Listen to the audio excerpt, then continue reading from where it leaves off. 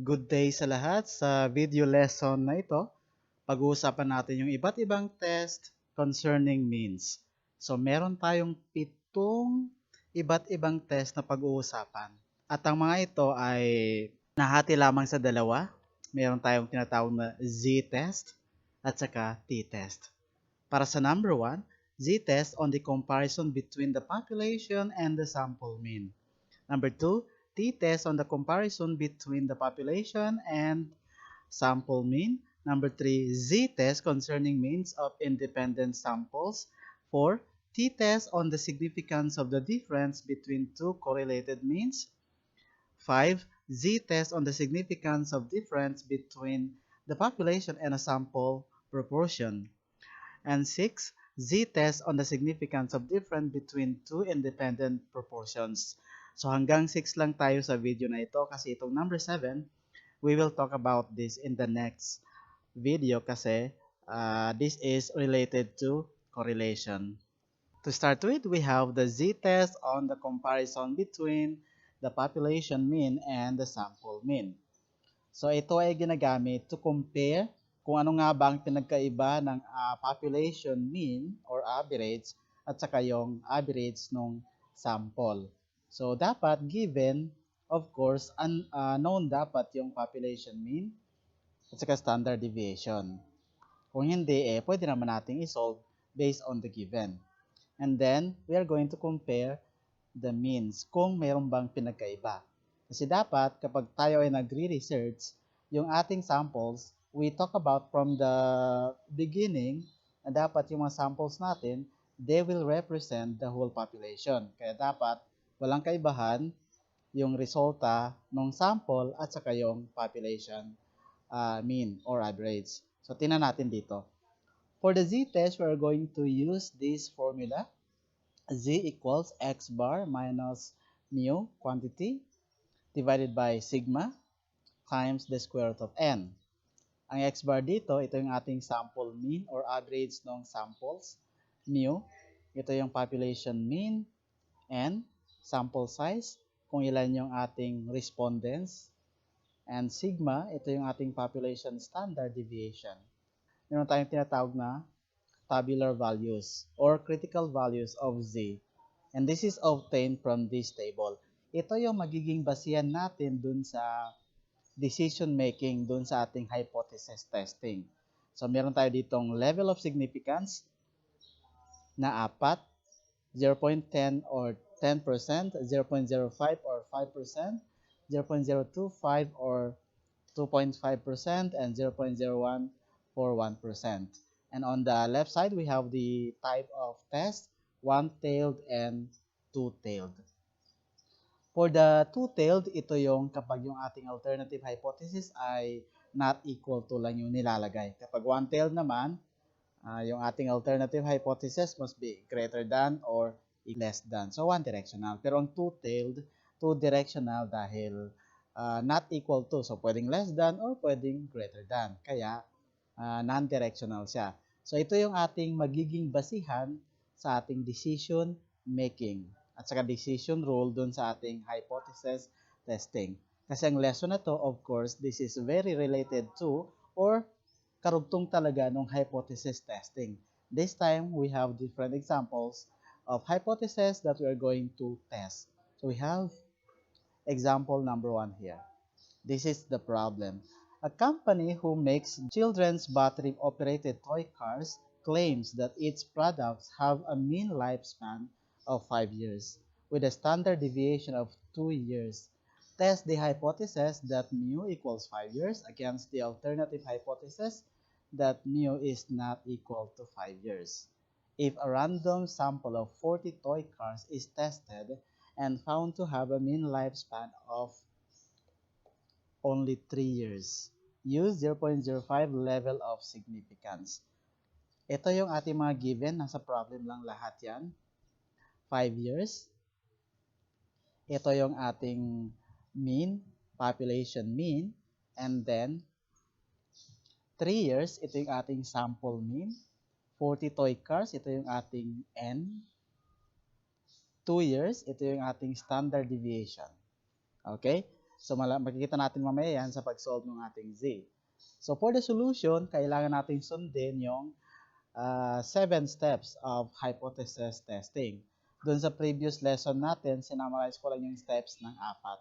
This time, kailangan natin gawing details para mas klaro. So, we have 7 steps on hypothesis testing.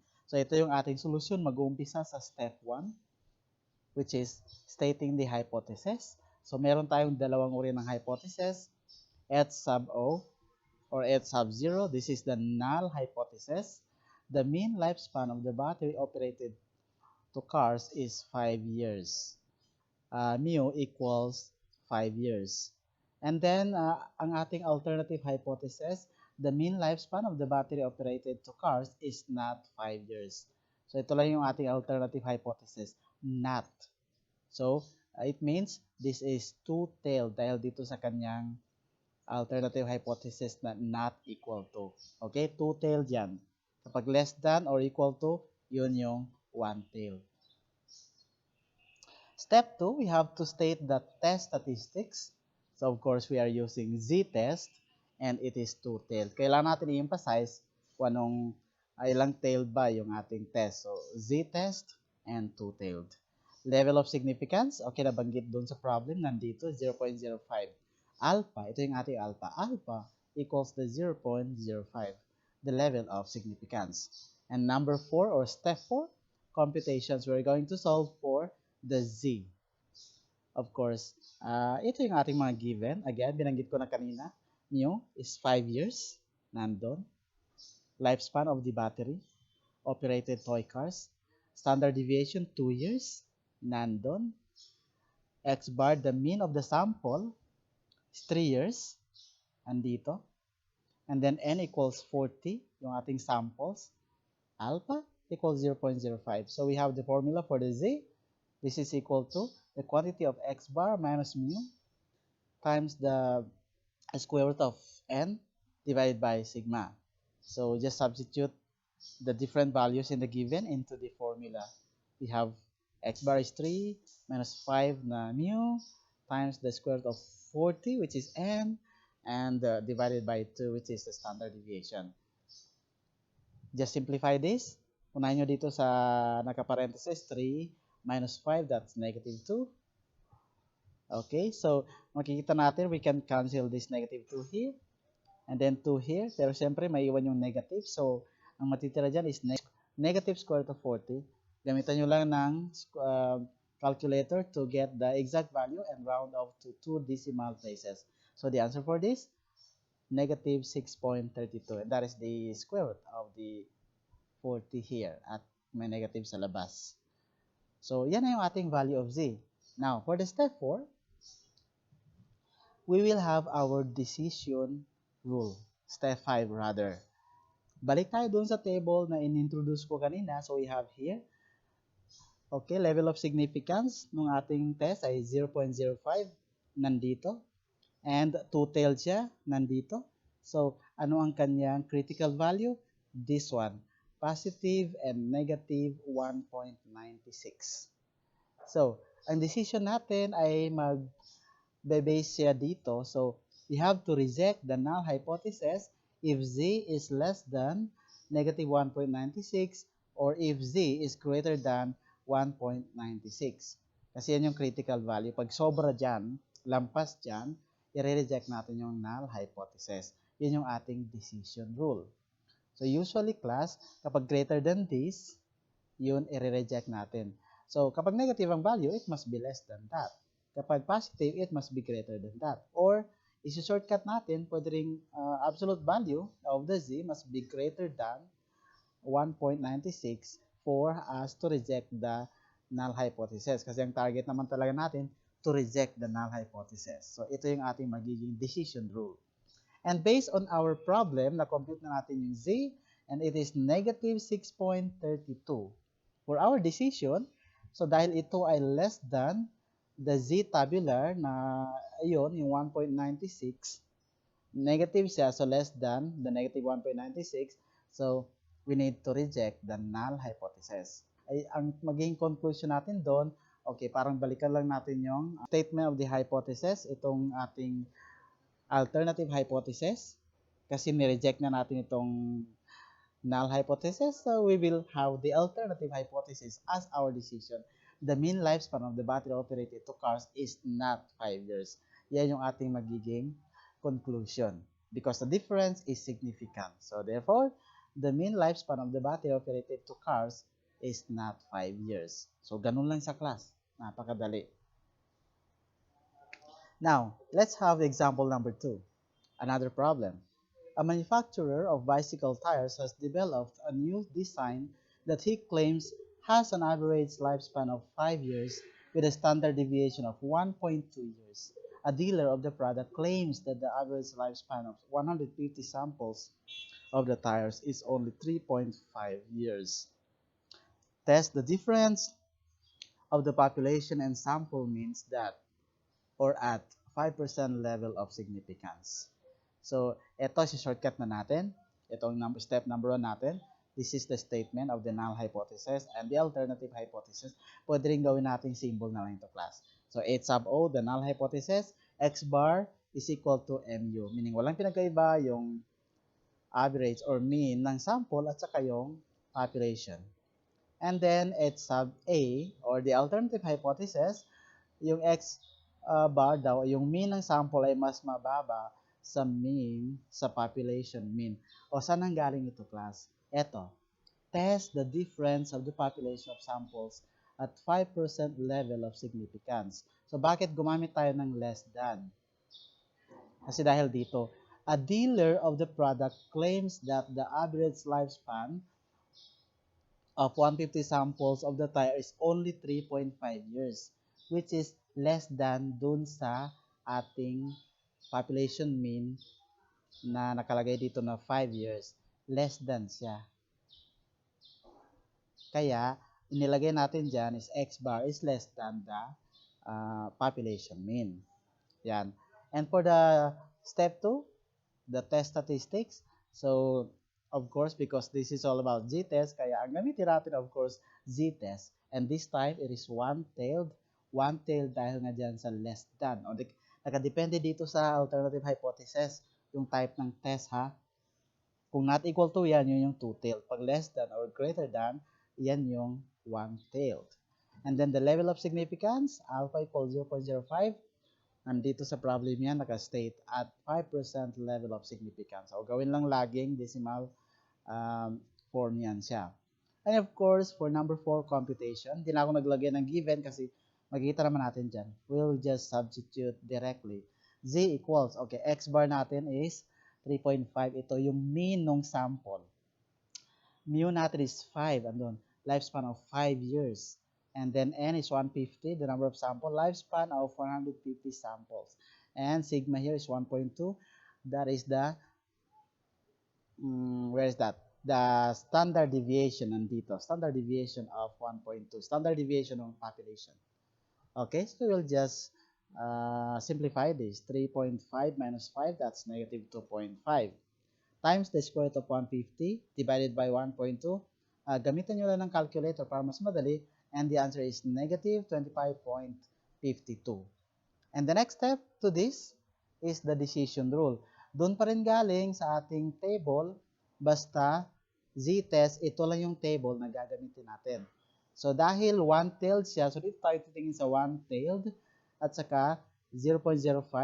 So kaya ang ating value ko 0.05 and one-tailed, ang nasarang value, this one, positive and negative 1.645. So, kapag yung absolute value ng z ay lumampas dyan sa positive ng 1.645, we reject the null hypothesis. Kapag negative sa class, it must be less than the negative value of this. Kapag positive, it must be greater than that in order for us to reject the null hypothesis and accept the alternative hypothesis. Okay, decision. Dahil nakakompute na tayo in the previous, ang ating z computed ay negative 25.52. And obviously, this is less than the z tabular. Z tabular ng tao dito, class, ha? Value ng z sa table, kaya z tabular. Okay, less than siya sa negative 1.645. 645. Mas malaki ito, pero negative. So, that is less than. So, in this case, we have to reject the null hypothesis. Sabihin, significant yung ating test, and then, yun. Pag significant kapag ni-reject natin yung null hypothesis. Kasi yung gusto natin mangyari, yun yung nangyari, yung i-accept yung alternative hypothesis. So, our conclusion for that, since we reject the null hypothesis, okay, so balik tayo dun sa ating alternative hypothesis at yun ang ating tatanggapin. So, the difference is significant at 5% level. Therefore, the average lifespan of 150 samples of the tires is less than 5 years. Less than talaga. O nakalagay doon sa problem, 3.5. Pero hindi natin kailangan ilagay na 3.5 ha. Lagay lang natin less than 5 years. Okay? So, number 2 type of test, another t-test. This is on the comparison between the population mean and the sample mean pa rin.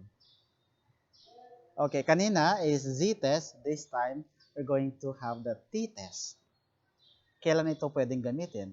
When the population standard deviation is unknown, but the sample standard deviation can be computed. So, t-test yung ating gagamitin.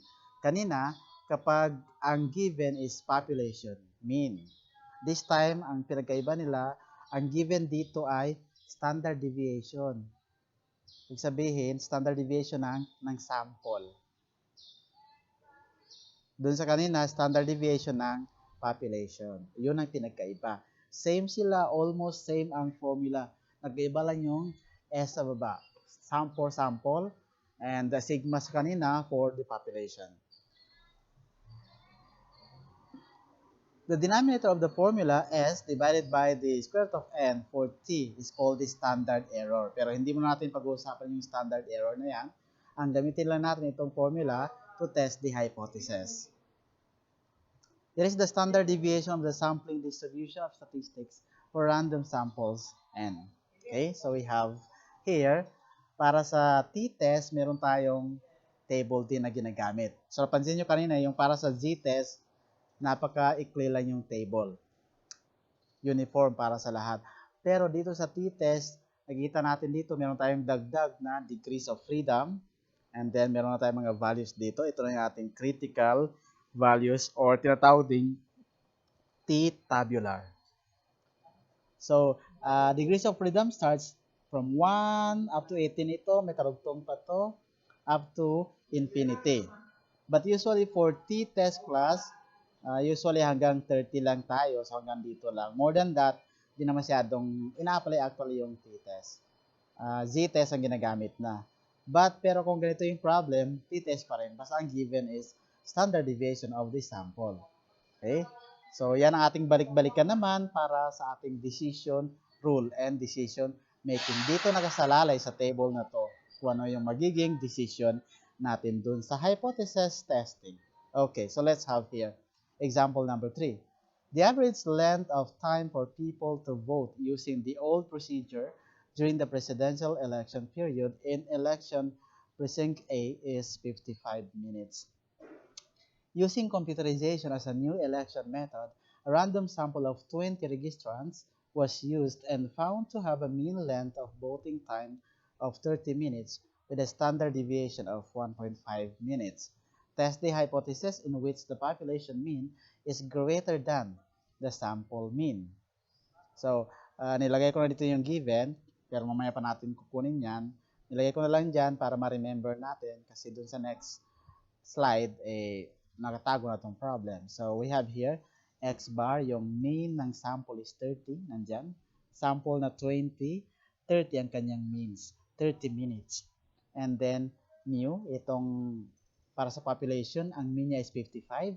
Ayun. Ito yung na-found out dun sa general. Kapag election, ganito yung nangyayari. So, that is general or for population na yan. And then we have here 1.5, so the standard deviation of the sample. Kaya, S equals 1.5.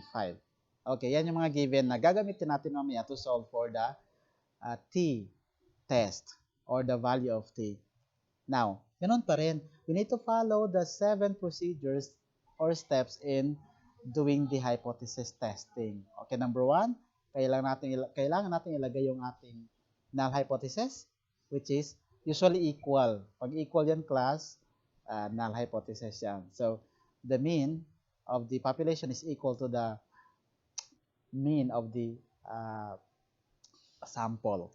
And alternative natin, mean of the sample must be less than mean of the population. Bakit less than tayo? Dahil dito, test the hypothesis in which the population mean is greater than the sample mean. Greater than, pero bakit less than ang ginamit? Kasi class nagbaliktad, okay?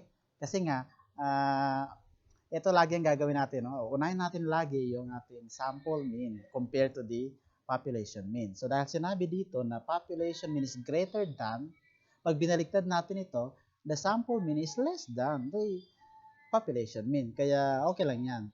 Less than kasi bakit mauna palagi yung sample mean class? Dahil tingnan natin itong ating formula, sa palaging nauna itong sample mean minus mu.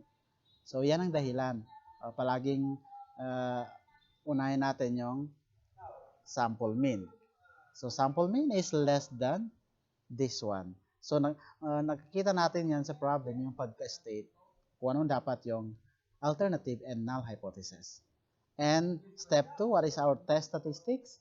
T-test, kasi T-test nga yung lesson na to, itong part na to I mean, and it is one-tailed dahil dito sa ating directional less than or equal to, so one-tailed yan.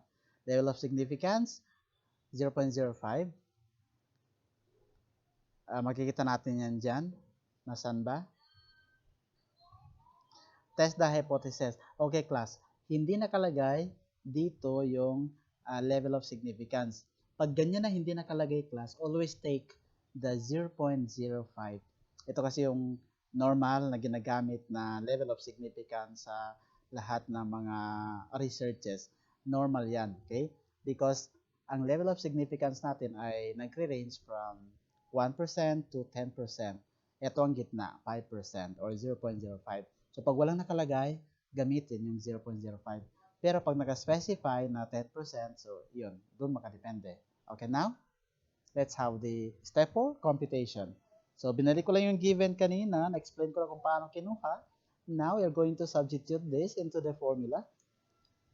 X bar is 30 minus mu, which is 55, times the square root of n, which is 20, divided by s, standard deviation, which is 1.5.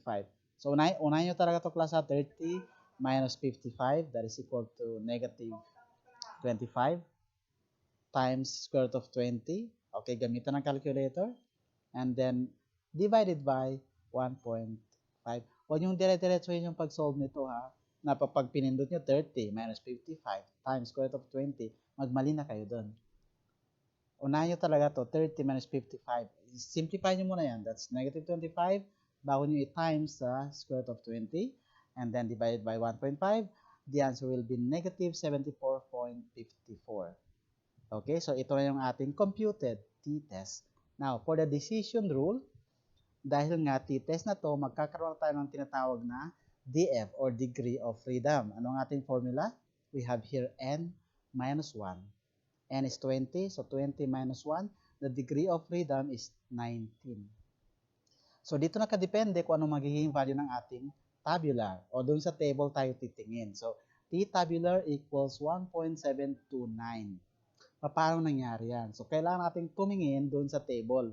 Balikan natin yung class. So, okay, remember this ha, kasi ipapakita ko yung table. DF natin is 19. Ano ang magiging t-tabular? Tingnan natin sa table. Here. Okay, ito yung part 2 ng table. DF, ito yung degrees of freedom nandito. Nasaan yung 19? Okay, nandun. 19. And ilang percent yun? One-tailed siya na 5%. Okay, tingnan natin dito. One-tailed. 5% nandito. Okay? Okay, take note. One-tailed, ito, this line.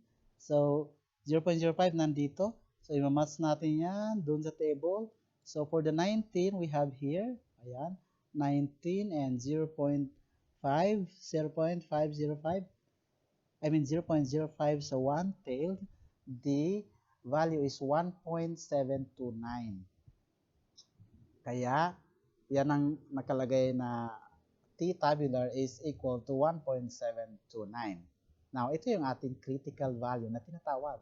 We have to reject the null hypothesis if the absolute value of the T is greater than that. Pag lumampas dyan, sa tabular na yan, yung ating T, yun, i-reject natin yung null hypothesis. Now, let's go back to the T computed. Nandito naman, negative 74.5. And that negative 70.45, kapag siyempre nakalagay dyan absolute value, so this must be the absolute value of 74.54 is the positive of this. So 74.54 obviously greater than the tabular, which is 1.729. So we have to reject the null hypothesis. Yan ang ating decision. Again, sa decision, dalawa lang.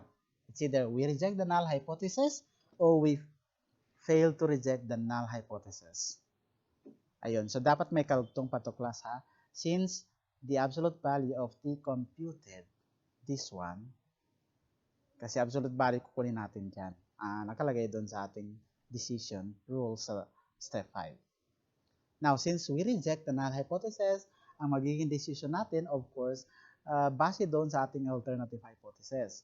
Because the difference is significant. Therefore, the sample mean is significantly less than the population mean. Less than, kasi yun yung nakalagay doon sa ating alternative hypothesis. Doon nakadepende yung ating decision. Nandito, H sub A, X bar is less than mu. Okay, mas mababa yung mean ng sample kaysa mean ng population. Yan yun. So, yan yung ating magiging decision. Kasi nireject na natin to nireject na natin itong null hypothesis. Wala na yan. So, therefore, we will get this. Ito yung tama. Okay? So, kaya yun ang ating decision or conclusion. Okay, next. The t-test concerning means of independent samples. Kailan naman to ginagamit? When the two samples are drawn from normally distributed populations with the assumptions that their variances are equal, the t-test with the following formula will be used. So, yon, para sa independent samples. Ibig sabihin ng independent samples, dalawang group na independent, meaning not affected by the other group. Ganun yun na, not affected.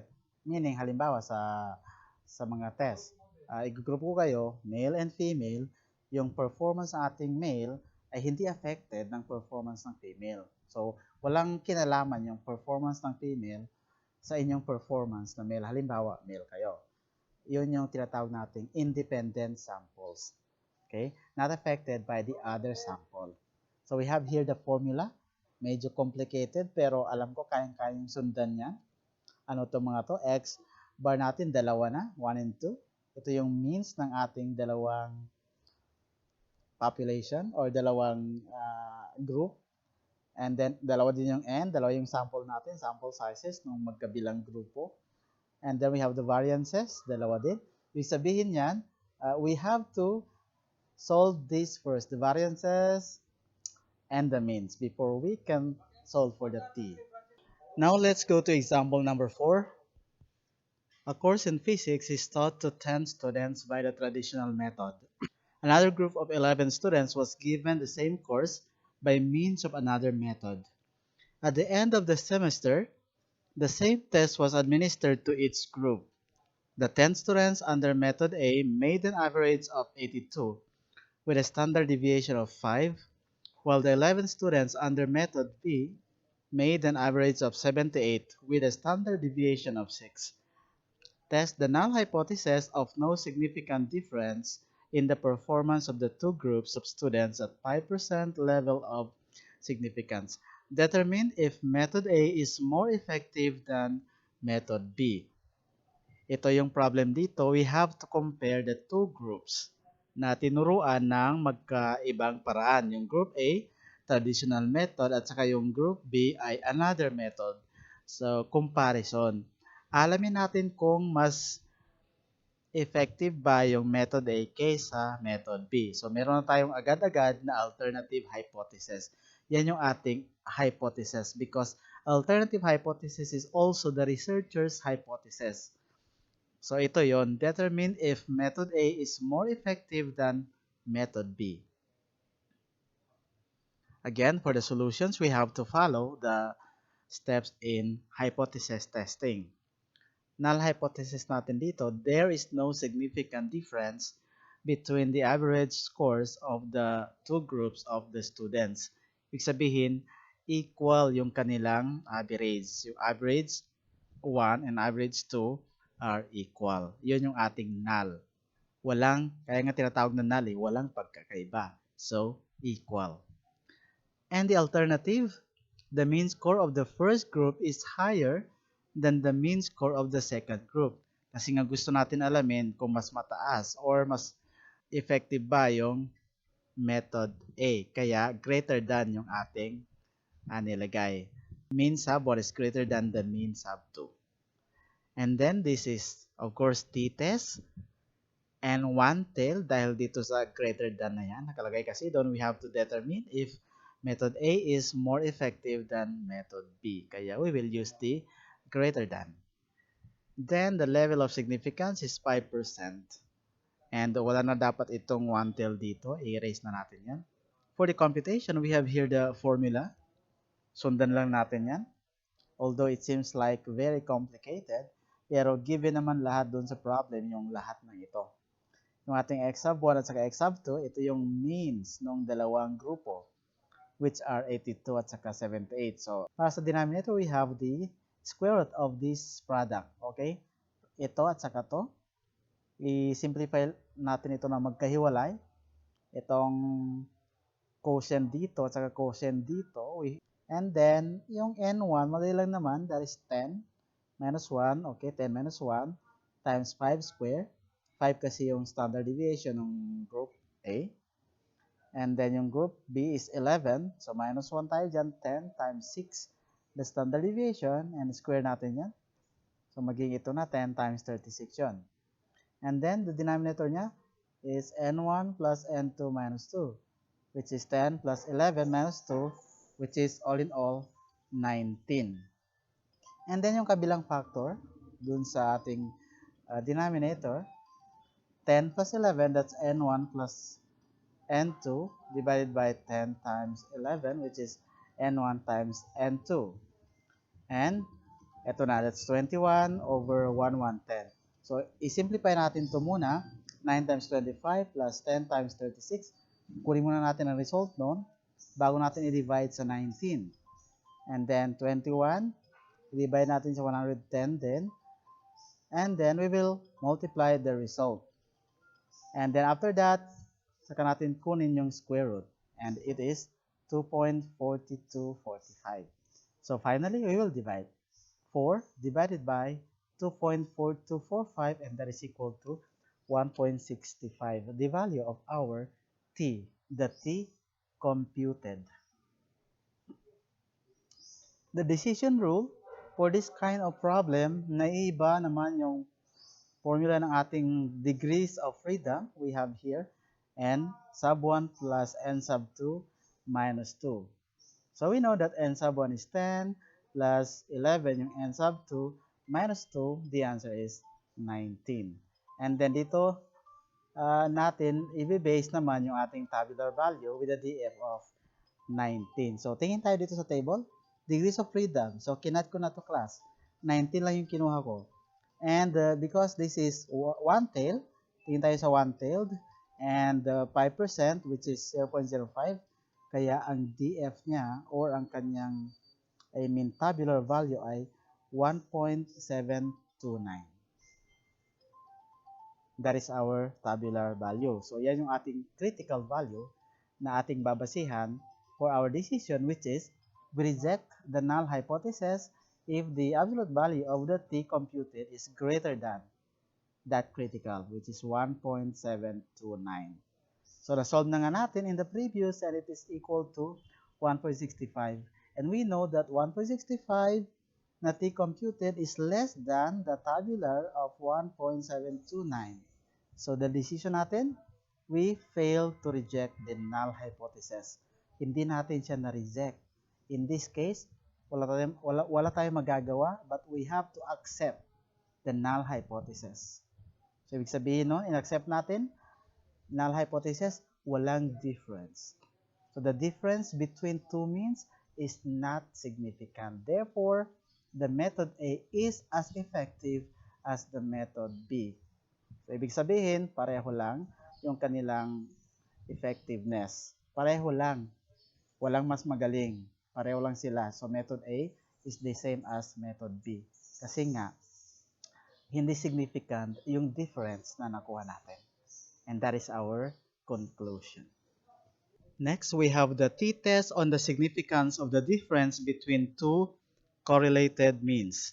When comparing two correlated means, the t-test is the appropriate test statistics. A typical example is comparing the results of the pre-test and the post-test administered to a group of individuals.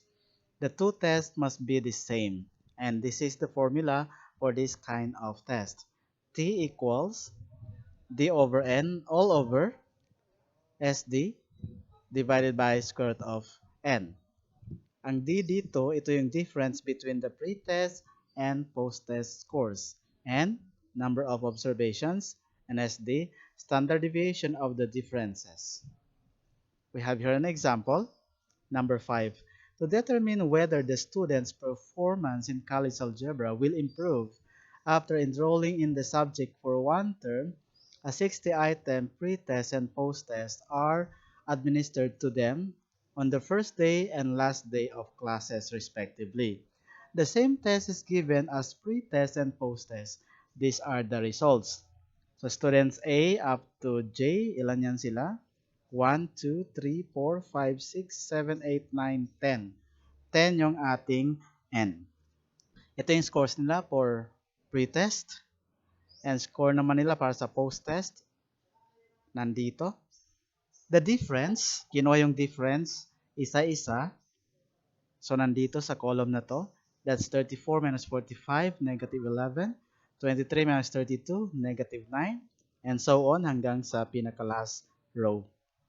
And then, kunin natin yung d square kasi kailangan natin yata ito sa ating formula to get the variance. So, square lang natin itong difference. Negative 11 squared, that's negative 11 times negative 11 is 1 to 1. Negative 9 times negative 9 is 81. Negative 6 square is 36. Negative 26 square is 676 and so on hanggang sa 0. 0 square is 0. And then, i-plus natin itong lahat ng nasa column ng d square. Ito kanyang result, which is the summation of the d square. I-plus din natin itong nasa column ng d. So, yung mga negative dyan, of course, i-minus natin dun sa mga positive. Tingin ko, lahat negative, maliban sa 0. So, i-plus natin lahat yan, and all negative, the summation of this d is negative 77. So, bakit natin ginanito? Because we need this to solve for the variance. Nandito. Pero step 4 pa yan. On the solutions, step 1, we need to state the hypothesis. Null hypothesis, students' performance in algebra did not improve. Alternative, kasi yung gusto natin mangyari is ma-improve sila. So, students' performances in algebra did improve. Ibig sabihin, pag nag-improve, yung mu sub 1 or average ng first group, yung pre-test rather, ay dapat mas maliit sa post-test. Or mas malaki dapat yung post-test kapag nag-improve. So, ganun yon. Pero pag hindi nag-improve, that is null hypothesis, equal lang silang dalawa. Since less than yung ating alternative, so this type of t-test is one-tailed or directional. And then alpha natin dito, nasa problem is 1% or 0.01. And for the computations, nandito. Sige, para mas clear, balikan natin yung sa problem para makita natin. So, for the computations, we need first to solve for the sample variance. Na ito yung dahilan bakit nag-add tayo dito ng column ng difference at saka difference square. Kasi ito yung formula ng ating variance. N times the summation of d sub 2 or d square minus the square of the summation of d divided by n times n minus 1 for the sample. Substitute lang natin yung mga values dun sa formula. Ang n natin dito ay 10. Ito yung sample. If we count that, a, b up to j, 10 silang lahat. And then summation of d square, that is 1,185. Ayan, so 10 times 1,185 minus summation of d natin is negative 77. So since that is a square, square din natin dito. Negative 77 square. All over 10 times 9, because n is 10, then n minus 1 is 10 minus 1, that's 9. Then simplify lang. Multiply lang natin to. 10 times 1,185 minus the square of negative 77 divided by 10 times 9. The result of this is 65.79. This is our variance. And kasi SD or standard deviation yung nakalagay dun sa ating formula, we have to get the standard deviation, which is just the square root of 65.79. Square root lang ng variance, yun yung ating standard deviation. And the square root of 65.79 is 8.1111. Okay, rounded off to 4 decimal places para mas appropriate or exacto yung ating makukuhang sagot. And then, kasi nasa formula, para hindi tayo problema, d over n is just negative 77 divided by 10 is negative 7.7. And then the square root of n, which is the square root of 10, is 3.33. Kunin na natin para pag-solve na ating t here, diretso na. Because the formula is d over n, so ito na yon, negative 7.7. Itong d na tinatawag natin dito, actually that is the summation of the d, yung sa formula. Summation of the d, which is negative 77 divided by n is negative 7.7 all over 8.111 divided by 3.33. Kasi sa formula, ito yung SD divided by square root of n. And the answer for this is 3.16. The answer is 3.16 for our value of t. Now, let's go to step 5, the decision rule. So, ganun din. Now, we need this table again to find the critical value. So, df natin is, the formula is n minus 1. That's 10 minus 1 equals 9. So, from that df equals 9, dyan natin malalaman kung ano yung magiging t tabular or critical value ng t. So, df is 9. So, nandito na, kinat ko na. So, yung 9 lang ang pinakita ko dito para mas madali. And then, since it is 1/tailed and 1%, so hanapin natin, 1/tailed nandito. And 1% is here, 0.01 for the 1/tailed. And the value for the df of 9 is ito, 2.821. Kaya yan yung ating t-tabular, 2.821. So yan yung critical value natin. Na kapag lumampas dyan, yung absolute value ng t na na-solve natin, ay we will reject the null hypothesis. Ito ang ating decision rule. So nakita natin in the previous computation sa step 4 na na-compute natin value is 3.16. Wala nang negative class. Tanggalin ng negative na yan. Walang negative doon. It's 3.16. And that is greater than, although kahit may negative naman yan, absolute value naman. So, pero 3.16 lang talaga. And that is greater than the t-tabular of 2.821. So, greater than. Lampas siya. That's why we will reject the null hypothesis. Yan yung ating decision. Reject the null hypothesis. Meaning, yung conclusion natin ay kunin lang natin yung alternative hypothesis, which states that the performance of the students in college algebra significantly improved. Nag-improve siya kasi nga yung average nung pre-test is less than the average of the post-test. So, meaning, mas malaki na yung post-test, na-improve na. Now, let's go to z-test on the significance of difference between the population and a sample proportion.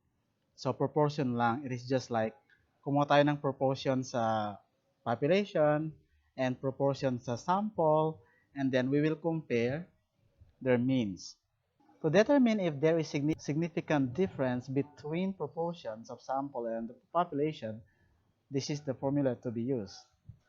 Ang P dito, proportion of the population, P sub 1, proportion of the sample, and ang Q dito is 1 minus P sub 1. Pwede namang 1 minus P sub 1 diretso doon. And then we have the example. A company producing milk in cans claims that 45% of the mothers prefer brand X. A random sample of 75 mothers were asked what brand they prefer, and 30 of them answered they prefer brand X. Is it correct to conclude that the company's claim is true? Use z-test at 5% level of significance. So, yung population proportion dito is itong 45%. Yan yung claim ng company na 45% ng lahat ng kanilang customers ay brand X ang gusto. Tapos, ang sample, kasi may gumawa ng research siguro, survey, kung totoo yan, so, kumuha siya ng 75 mothers sample, tapos tinanong kung anong gusto nila at lumabas. 30 lang out of 75 yung sumagot na they prefer brand X. So, ito naman yung ating proportion of the sample. Tingnan natin kung tama. Kung ano yung magiging resulta nito using the z-test. So, we have here steps again. Null hypothesis. The proportion of the mothers who prefer brand X is 0.45. Yan yung ating null hypothesis. Ang ating alternative, proportion of mothers who prefer brand X is not 45. Hindi 45. Tingnan natin kasi lumabas is 30 out of 75 lang. So, hindi kailangan na yun ang ilagay natin dito. Ilagay na natin is hindi 45. Again, may something wrong dito sa symbol na to. Dapat meron itong not equal to like that. Okay? Meron siyang not equal to. We have to correct that. So, ganito dapat ang itsura niya. Ito, na ganyan. P is not equal to 0.45. So, dahil yan ang ating alternative hypothesis, ibig sabihin yan, this is two-tailed. So, for step 2, this is z-test and it is two-tailed dahil not equal to. And then, ang ating alpha, according to the problem, nakalagay naman doon, 0.05 or 5%. This is our computation. So, our z, this is the formula. P, yung proportion ng population natin is 0.45. Dun sa problem yon, minus P sub 1, proportion ng sample, 30 out of 75. So, 30 over 75. In fact, that is actually 0.4 or 40%. Divided by, okay, 0.4, yung P sub 1 times a Q, which is 1 minus 0.4, kaya lumabas dyan is 0.60. So, 0.4, ito, this must be 1 minus 0.4 according to the formula dun sa previous, and that is equal to 0.6, okay? Divided by n, which is 75. 75 yung sample. And ito na siya, 0.45 minus 0.4, and that is 0.05. And then the square root, after natin ma-divide to 0.4 times 0.6 divided by 75, the square root of this, 0.05657. When you divide this, ito yung resulta niya. And then, finally, kunin ang square root niyan, ito na siya.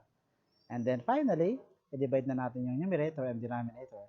0.05 divided by 0.05657, the answer is 0.88. Yan yung ating value ng z. Para sa ating decision rule, step number 5, lagi nating babalikan talaga yung table ng level of significance para sa z-test. Ito. In the previous, nakita natin doon, the level of significance there is 5% and that is also 0.05 nandito. And that is two-tailed. Kaya, dito tayo titingin sa two-tailed na row. So, it's here. Kaya, ang critical value or the tabular value is positive or negative 1.96. So, dyan tayo magbe-base. Yan yung ating critical value. So, our decision here, we will reject the null hypothesis if z, the absolute value of z is greater than 1.96. And we have already solved it from the previous step. So our decision, since the z computed is 0.88, and this is clearly less than the tabular, which is 1.96, so we fail to reject the null hypothesis. So dapat lampas dito sa 1.96, doon natin i-reject yung null hypothesis. Dahil hindi, less than this, kaya we fail to reject. So wala tayong magagawa, kailangan nating tanggapin yung null hypothesis. We need to accept the null hypothesis. That's why, ang ating magiging conclusion, there is no significant difference between the proportion of mothers who prefer brand X of milk. So, pareho lang yung lumabas dun sa survey na 30 out of 75 na pumili ng brand X at saka dun sa claim ng company na 45% yung pumipili ng brand X. The same lang sila. No significant difference. Now, let's go to the next test. We have another z-test, this time on the significance of difference between two independent proportions. Independent meaning that two groups are not related to each other or not affected by the other. To determine if there is significant difference between proportions of two variables, the z-test to be used is this one. And this is the formula. Our p sub 1 here and p sub 2, the proportion of the first sample and the proportion of the second sample respectively. Yung q sub 1 dito, 1 minus p sub 1, and we have another value, q sub 2, this is 1 minus p sub 2. N sub 1, the number of cases in the first sample, and N sub 2, the number of cases in the second sample. So, dalawang proportions kukunin natin sa dalawang samples ng dalawang variables. We have your example number 7. A sample survey of a presidential candidate in the Philippines shows that 120 of 200 male voters dislike candidate X and 175 of 250 female voters dislike the same candidate. Determine whether the difference between the two samples proportions 120 out of 200 and 175 out of 250 is significant or not at the 1% level of significance. So ito na yung ating level of significance, 1% or 0.01. Ito na yung ating proportion 1, 120 over 200, and proportion 2, 175 over 250. Ito ang ating proportion 1 para sa ating mga male voters and the proportion 2 para sa ating mga female voters. Tingnan natin kung may significant difference itong dalawa na to using the 1% level of significance. Okay, for step 1, ang ating null hypothesis, there is no significant difference between the proportion of the male voters and the proportion of the female voters. So, P sub 1 is just equal to P sub 2. And ang ating alternative dito, there is a significant difference between the proportion of the male votes and the proportion of the female votes. So, not equal to yung ating alternative hypothesis. Kasi titingnan lang naman natin kung may difference o wala. Or significant ba yung difference or hindi. Kaya not equal to. So, this is two-tailed. Para sa ating step 2, ang kailangan natin na statistics test ay z-test and it is two-tailed. Level of significance for step 3, that is 0.01 or 1% given in the problem. For the computation, we have here the formula for the z. Substitute lang tayo. P sub 1 is equal to 120 over 200. That is also equal to 0.6 para mas madali dito sa denominator natin mamaya. P sub 2 is 175 over 250 and that is 0.7. And then sa denominator natin, we have the square root of this one. P sub 1 times Q sub 1. So that's 0.6 times 1 minus 0.6 and that is 0.4. So based doon sa previous natin na formula, over 200 for our N sub 1 plus P sub 2 times Q sub 2. P sub 2 natin is ito nga 0.7 times Q sub 2 natin is 1 minus 0.7 and that is 0.3. And that is 250 over 250. So, simplifying this, sa denominator muna tayo. 0.6 times 0.4 divided by 200, the answer is 0.0012. And dito sa isa, 0.7 times 0.3 divided by 250, the answer is 0.00084. Adding this result and then getting the square root, the result is 0.045. Yan sa ating denominator. And yung numerator natin, 0.6 minus 0.7 is negative 0.10. So finally, dividing this, negative 0.10 divided by 0.045, the answer is negative 2.2, the value of our z. For the decision rule, again, balikan ulit natin yung table natin. And we will look on the level of significance, which is 1% according to this. So, nandito, 0.01 or 1%. And then, because it is two-tailed, so tingin tayo sa two-tailed test. And nandito yung ating critical value or the tabular value, which is positive and negative 2.54. So our decision, we will reject the null hypothesis if the z absolute value is greater than 2.58. So dito pa lang makita natin yung ating z absolute value is 2.2 lang kasi negative yan, the absolute value is positive, and 2.2 is not greater than but is less than 2.54. So we cannot reject the null hypothesis according to the step 6. Since z absolute value equals 2.2, this is less than t tabular na 2.58, we cannot reject the null hypothesis or we fail to reject the null hypothesis. So in this case, wala tayong magagawa kundi tanggapin ang null hypothesis kasi hindi natin siya pwedeng i-reject. So tanggapin natin na wala talagang difference yung male and female voters sa kanilang pag-dislike dun sa candidate X. So that's why, conclusion natin, there is no significant difference between the proportions of male and female voters in their dislike for candidate X. For the last one, we have the t-test for samples with correlated variances.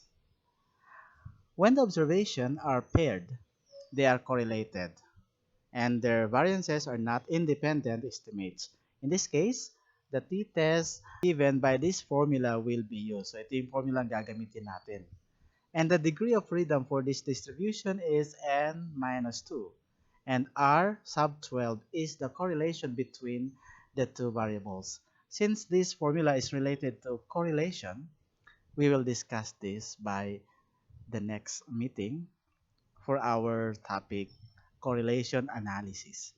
For this topic, hanggang dito na lang muna tayo for this video lesson. For your assessment, please try to answer the following problems. Okay? 1 and 2, pili lang ng isa dito. Kung ano lang yung kaya nyong i-solve, pwede rin ubusin nyo yung 1 and 2. And then sa 3 and 4, pili lang din ng isa. 3 or 4, isa lang. Pero kung kaya nyo yung dalawa, edi mas maigi. And then sa last 5 and 6, ganun din. Pili lang ng isa, 5 or 6. Yun lang yung sasagutan nyo. Kung kaya nyo ng dalawa, edi mas maganda. Okay, so hanggang dito na lang muna yung ating video lesson for today. Thank you for watching.